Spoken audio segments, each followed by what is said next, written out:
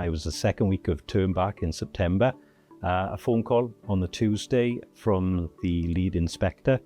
followed by, we're coming in a week later.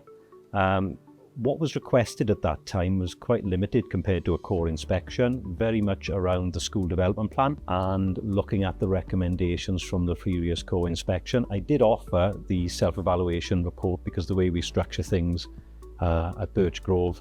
Comprehensive School is very much both documents go hand in hand, but I was requested to pass on the school development plan,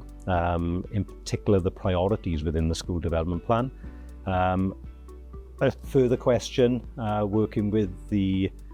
lead inspector on key staff names, timetables, and how the 2 days would be structured. So we spent the next week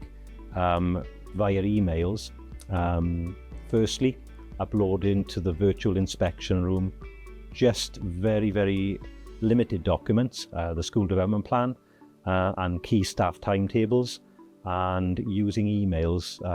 to correspond regarding